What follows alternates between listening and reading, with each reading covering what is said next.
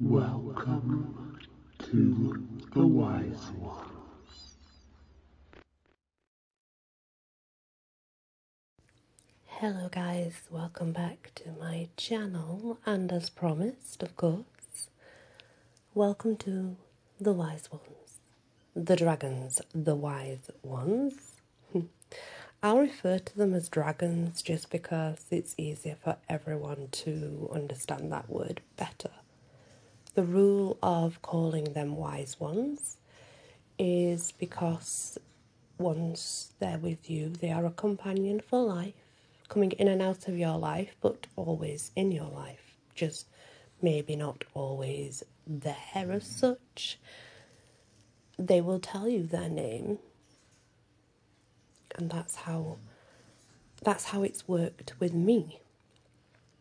As promised, this is obviously separate to the elementals, even though the dragons are the elementals of every single kind. I did say I would do them separate for a reason.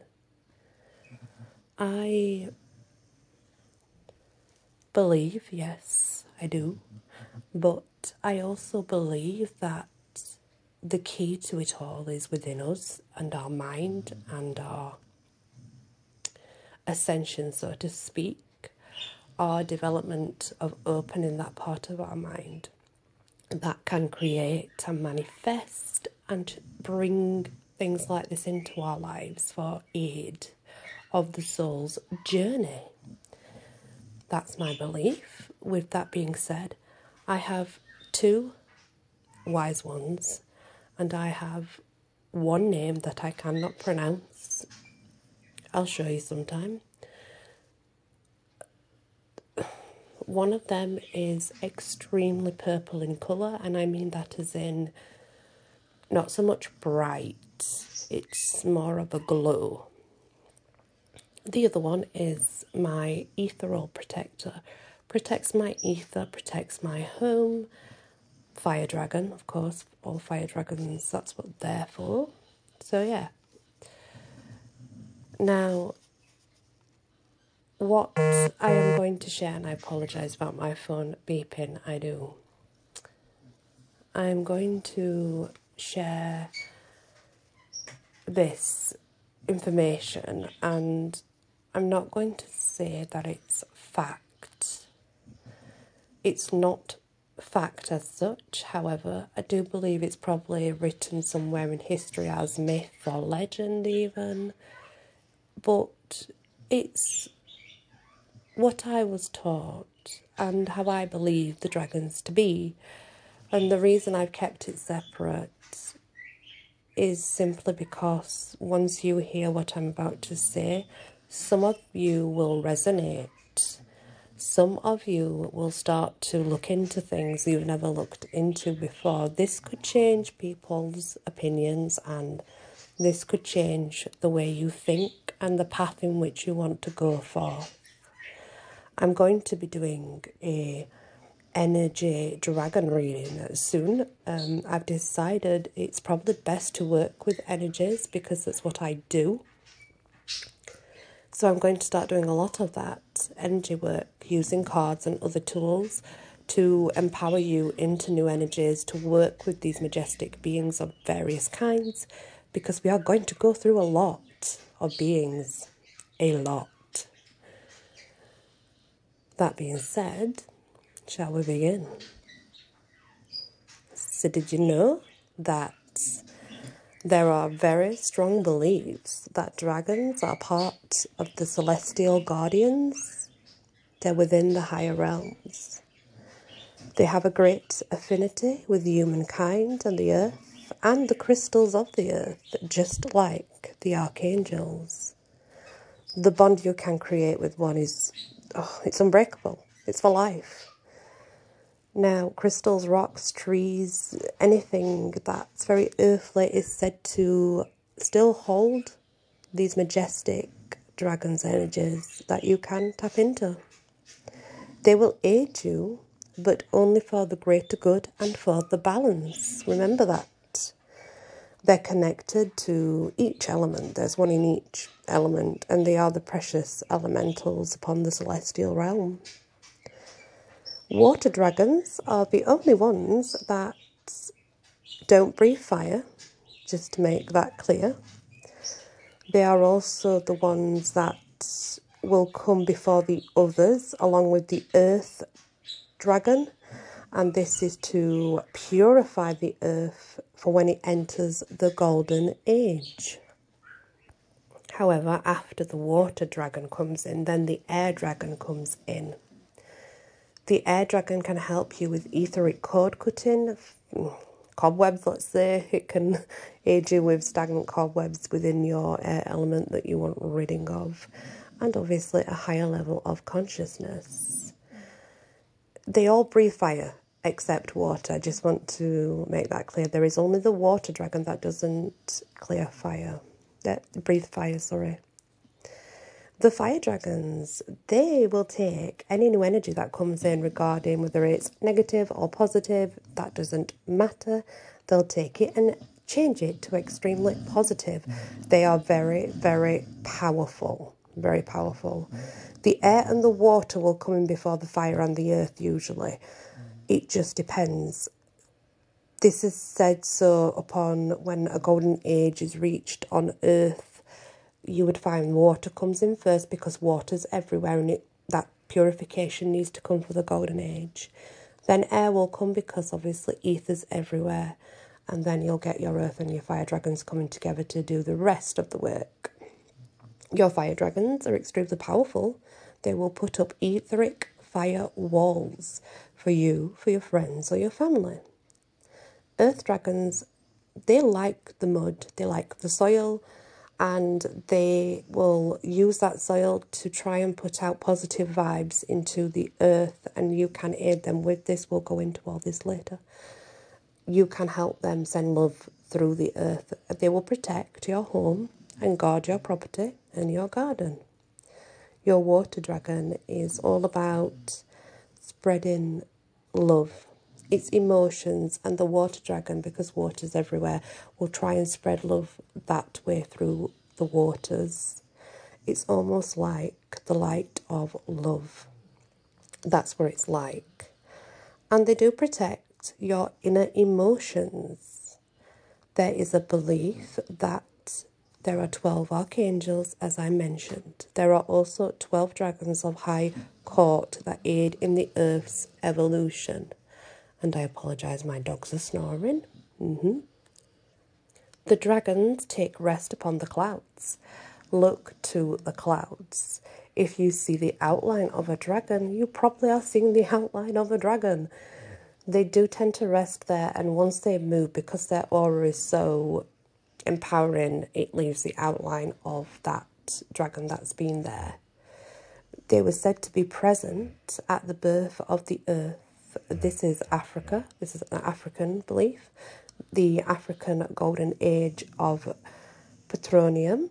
The ancient civilization, they had dragons and their crystals work with them, teaching them, keeping the portal to the stars open.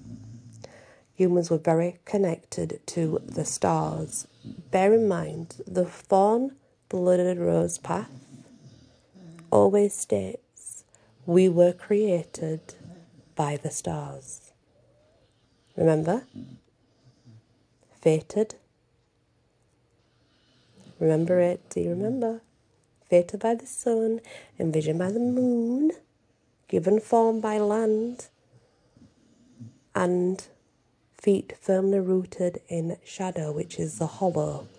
That's important because this is why these beliefs were taught to me, because it actually aligns with that belief. They've always aided golden ages, but when we look at golden age of the earth, I want to talk about now. I want to talk about right now. I have always been interested in the Lemurians. All Lemurians, but I think Lemurians is a better way of describing them. So the Lemuria, the golden age of the Lemuria, dragons actually created liquid crystals and they continued to release knowledge of the stars within these liquid crystals. And it was believed that the reason that was done, it was intended to be kept safe and protected to aid our planet from 2012 to 2032. And just think about that, guys. Now, the golden era of Atlantis, the dragons are the ones who formed the Hill of Poseidon, where the great crystal was kept. This great crystal could have priests or priestesses would go to the great crystal where it kept all the knowledge of the stars, and they would take that knowledge back to another crystal in which was in their temple where they stayed, and that's how the knowledge was passed. This data that was shared was very much needed for evolution. The crystals would be in their particular areas, in their temples. And the dragons would continue to protect the crystals and the portals to the stars. Because of this divine living that the Atlanteans had and their connection to these celestial beings, they were offered a place in the fifth dimension as a reward for great, service, I guess, for serving them, They were offered. They declined. They actually said they needed to not take up on this wonderful offer because after 2012, humanity and Earth would absolutely need them. This was their spiritual sacrifice. And today, it is being rewarded. Do you suddenly have gifts that you once did not have? Do you spread love all the time and not hate and try and keep a positive mind and smile all the time? Do you see extremely differently now regarding the old world, the way that everything is? Are you seeing things on a completely different level and you've completely changed? If that's you, welcome home. You are an Atlantean soul in that body, and you're receiving now the knowledge and the gifts that you need for this time. Thank you for your sacrifice, my love. Of course, I do need to mention that when Poseidon collapsed, the Temple of Poseidon collapsed, the belief is the crystal fell into the centre of the Bermuda Triangle. And this crystal was it was an intergalactic piece, and its energy force was incredibly huge. And it's still protected because it still has an open portal to the realms of the stars. So the water dragons will still protect this crystal.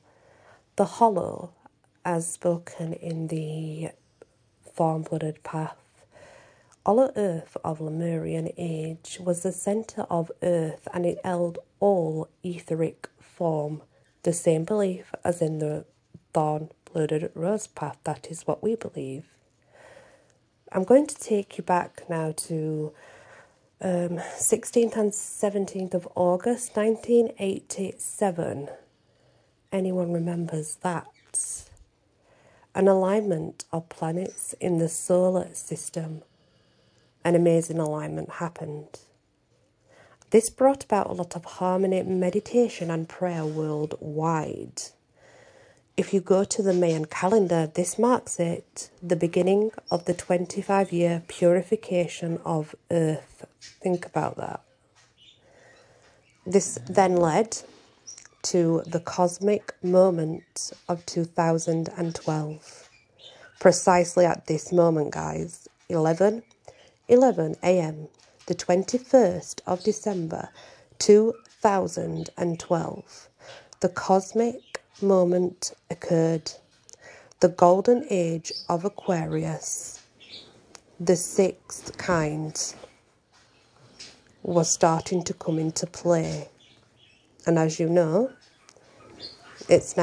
we are now in this age of Aquarius, but the motion was set back then.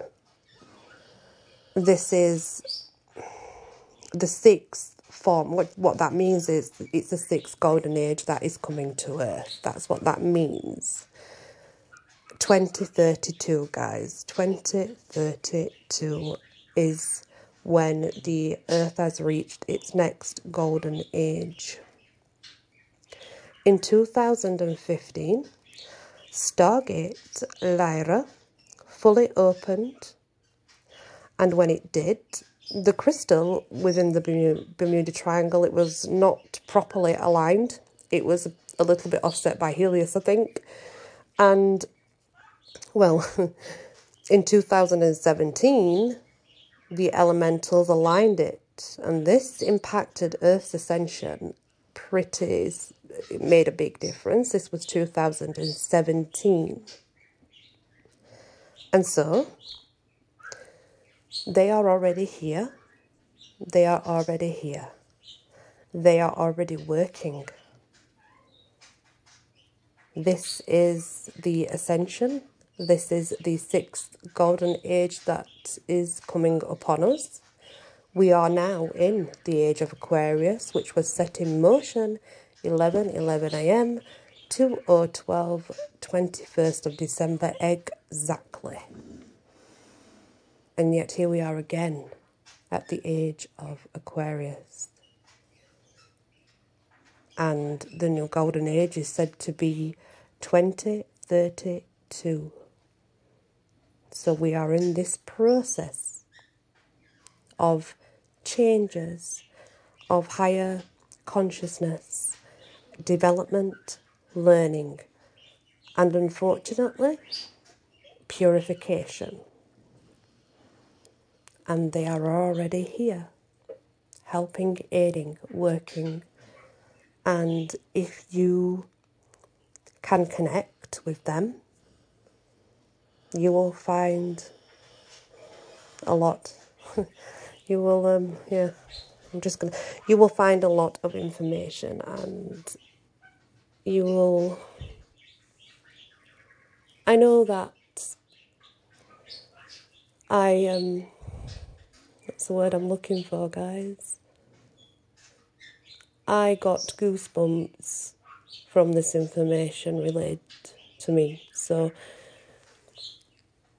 yeah, we will go through patterns, and we will learn how we can connect with all the different beings and how we can reach this higher state of consciousness so that we can develop and learn and be ready. It's the best way to put it, I suppose.